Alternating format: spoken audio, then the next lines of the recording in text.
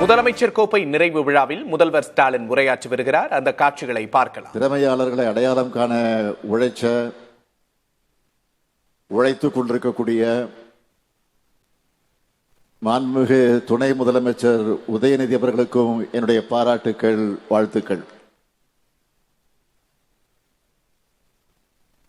The young and energetic minister கிட்ட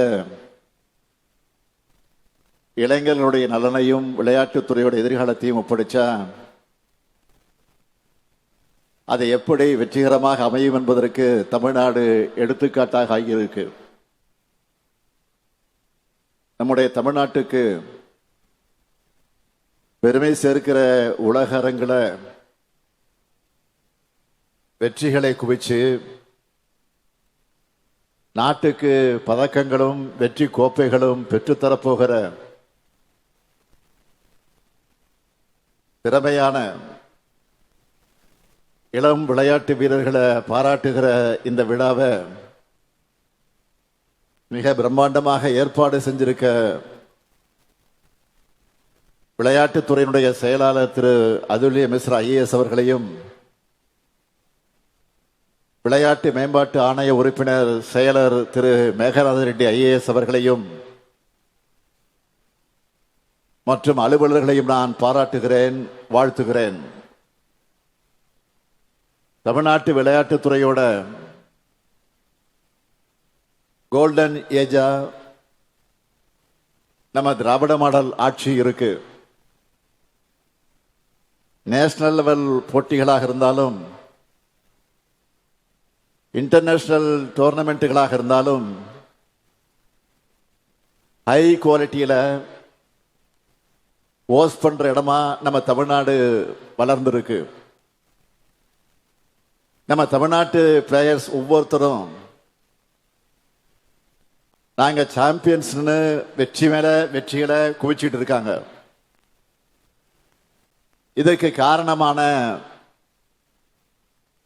நம்முடைய பயிற்சியாளர்களுக்கும் என்னுடைய பாராட்டுக்களையும் வாழ்த்துக்களையும் நான் தெரிவித்துக் கொள்ள விரும்புகிறேன்.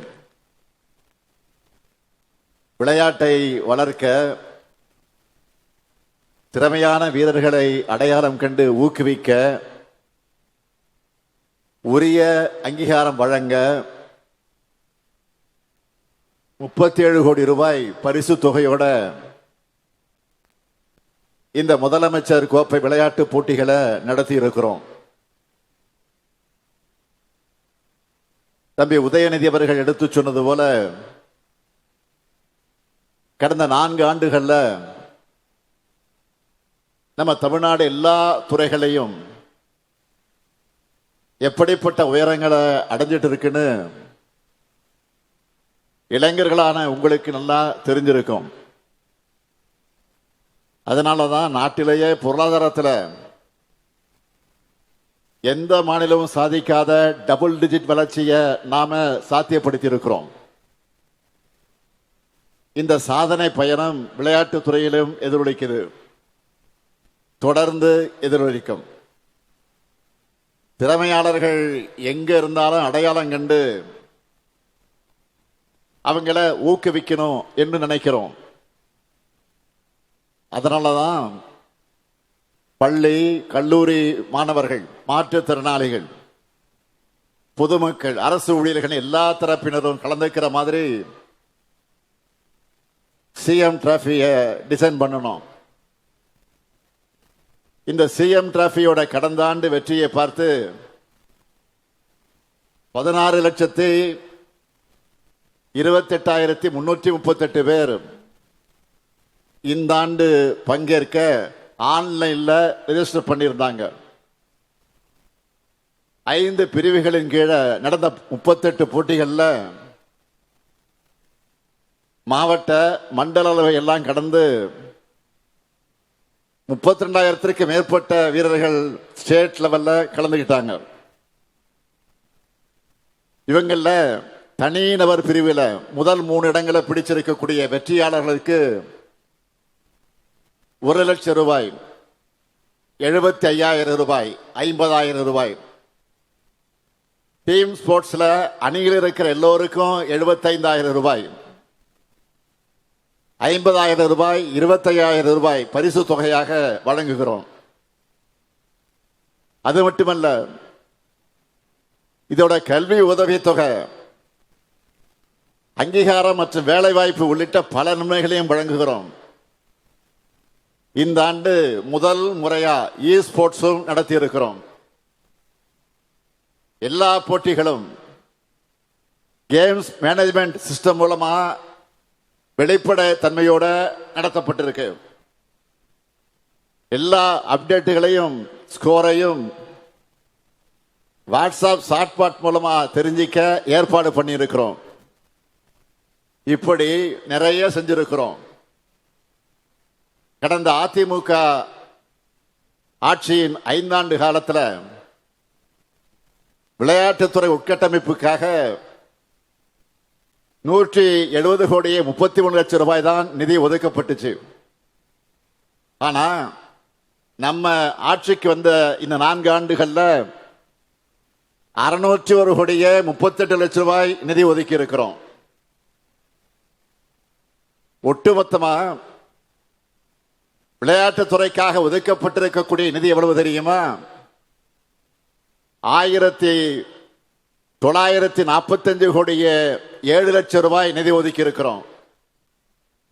அதனாலதான் நம்ம திராவிட மாடல் அரச விளையாட்டுத்துறைக்கான கோல்டன் ஏஜ்னு சொன்ன இந்த நிலையில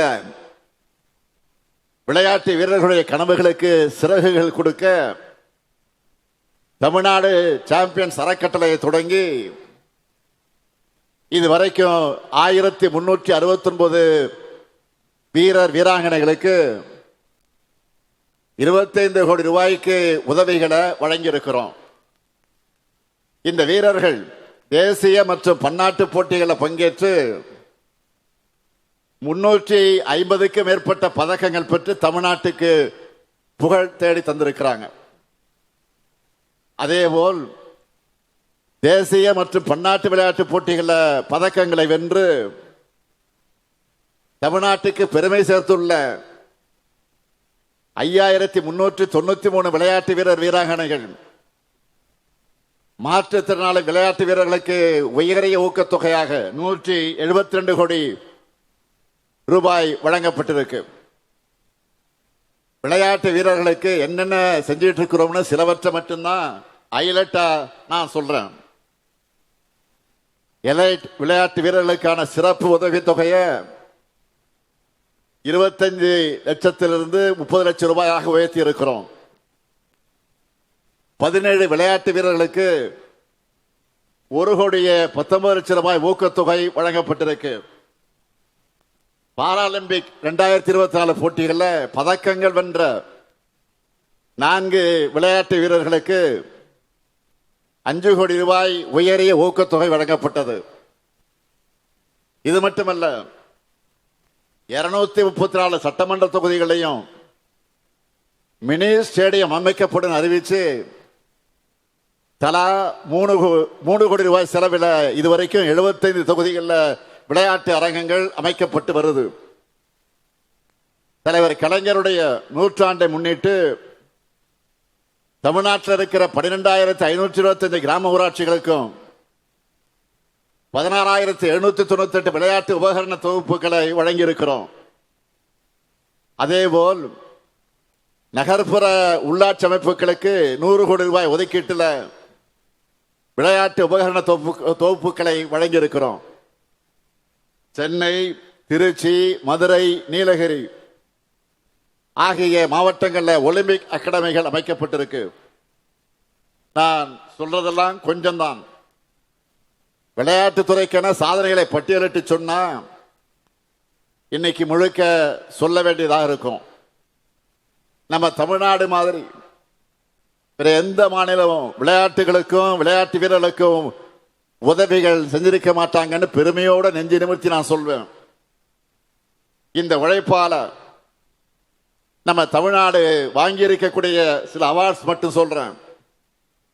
சிஐஐ அமைப்பு சார்பில் SDAT விளையாட்டு வணிக விருது 2023 வழங்கப்பட்டுச்சு.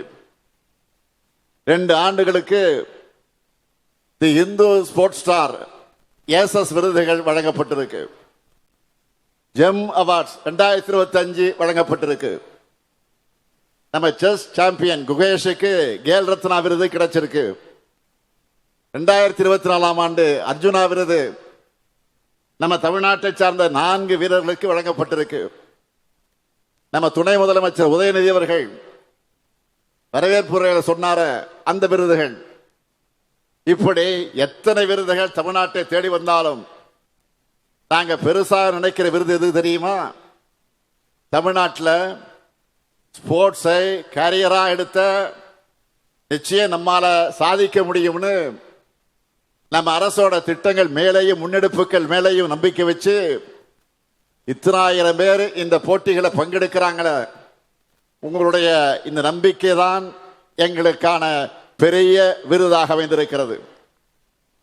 அண்மையில் இதே நேரு உள் விளையாட்டு அரங்கத்தில் கல்வியாளர் தமிழ்நாட்டுக்கு பெருமை தேடித்தரக்கூடிய மாணவர்களை பாராட்ட கல்வியில் சிறந்த தமிழ்நாடு என்ற நிகழ்ச்சியை நடத்தினோம். அப்போ கல்வியால் சிறந்த மாணவர்கள் மட்டும் இல்ல, விளையாட்டால் உயர்ந்த இளைஞர்களும் தங்களுடைய அனுபவங்களை சாதனை பயணத்தை பகிர்ந்துகிட்டாங்க. காது கேளாதவருக்கான ஒலிம்பிக்ஸ்ல 3 தங்கப்பதக்கங்களை வென்ற 2022 அர்ஜுனா விருது பெற்ற ஜெர்லின் அனிகா அவர்களுடைய தந்தை தமிழ்நாடு அரசு அவங்களுடைய வெற்றி பயணத்துக்கு எந்த அளவுக்கு துணை நின்றுச்சுன்னு உருக்கமாக பேசினார். அதேபோல் போல்வால்ட் விளையாட்டில் தேசிய அளவில் தொடர்ந்து சாதனை படைத்த ரோசி மீனா பால்ராஜ் என்ற வீராங்கனை ஒரு போல் வாங்க 1.5 லட்சம் ரூபாய் தேவைப்படும் என்ற அந்த எளிய பின்னணியிலிருந்து தன்னிடம் அவ்வளவு காசு இல்லையே என்று சொன்ன நேரத்தில் நம்ம அரசு தான் எல்லா சப்போர்ட்டும் அன்றைக்கு பண்ணுச்சு. இப்போ தன்னிடம் 6 போல் இருக்கிறதோட ரயில்வே துறையில தனக்கு தரப்பட்ட வேலையை விட 3 மடங்கு சம்பளத்தோடு தமிழ்நாடு அரசு வேலை தந்திருக்கு என்று பெருமையோடு சொன்னார். அடுத்து சென்னை காசிமேட்டை சார்ந்த ஆட்டோ ஓட்டுநரின் மகள் கேரம் வீராங்கனை காசிமா அவர்கள் என்ன பேசினார் என்று உங்களுக்கே தெரியும். அமெரிக்காவில் உலக கோப்பை போட்டியில 3 தங்கப்பதக்கங்களை வென்றவருக்கு 1 கோடி ரூபாய் ஊக்கத்தொகையும் வழங்கிச்சு நம்ம திராவிட மாடல் அரசு. இப்படி நம்மை பொறுத்தவரையில ஜெர்லின், ரோசிமீனா, காசிமா போன்ற எளியவர்களுடைய வெற்றி தான் நம்ம அரசுடைய வெற்றி. அதுக்காகத்தான் பல்வேறு திட்டங்கள் மூலமாக எத்தனையோ ஏழை வீரர்களுடைய கனவை தமிழ்நாடு விளையாட்டுத்துறை இன்றைக்கு நிறைவேற்றி வருது. அவங்களும் உலகளவில் சாதிச்சு அவங்க மேல நம்ம அரசு வச்சிருக்கக்கூடிய நம்பிக்கையை காப்பாற்றிக்கிட்டு இருக்கிறாங்க. இந்த சமயத்தில் தலைவர் கலைஞர் அவர்கள் சொன்ன ஒரு விஷயம் என்னுடைய ஞாபகத்துக்கு வருது. நான் உள்ளாட்சித்துறை அமைச்சராக இருந்தப்போ ஏராளமான பணிகளை முன்னெடுப்புகளை நாள்தோறும் செய்யறதை பார்த்து ஒரு விழாவில் பேசின முதலமைச்சர் கலைஞர் அவர்கள் என்னுடைய துறையில செய்யப்பட்ட சாதனைகள் எல்லாம் அவர் பட்டியலிட்டு பேசி, நான் உள்ளாட்சித்துறை அமைச்சராக இருக்கலாமோ என்று தோணுதுன்னு சொன்னார். இன்னைக்கு அதே ஏக்கம் எனக்கு வந்திருக்கு. நானே விளையாட்டுத்துறையையும் கவனிச்சுக்கலாமே என்று இப்ப எனக்கு தோணுது. காரணம் உதயநிதியுடைய பணிகள் அப்படி இருக்கு. ஆகவே உதயநிதியுடைய பணிகள் இன்னும் சிறக்கணும். தமிழ்நாட்டு விளையாட்டு வீரர்கள் இன்னும் வெற்றிகளை குவிக்கணும் என்று நான் மகிழ்ச்சியோடு வாழ்த்துகிறேன். இங்க இருக்கக்கூடிய விளையாட்டு வீரர்களுக்கு வீராங்கனைகளுக்கு நான் சொல்லிக் கொள்வது, உங்களுக்கான அத்தனை வாய்ப்புகளை நாங்கள் நிச்சயம் உருவாக்கி தருவோம்.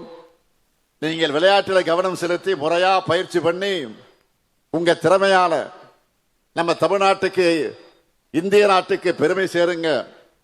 உங்களுடைய தேவைகளை நிறைவேற்றி கொடுக்க முதலமைச்சரான நானும் இருக்கிறேன். உங்க துறையுடைய அமைச்சரான துணை முதலமைச்சர் உதயநிதியும் இருக்கிறார். என் நம்பிக்கையோட உங்க சாதனை பயணம் தொடர என்னுடைய வாழ்த்துக்களை தெரிவித்து, களம் நமது, வெற்றி நமது. நன்றி, வணக்கம்.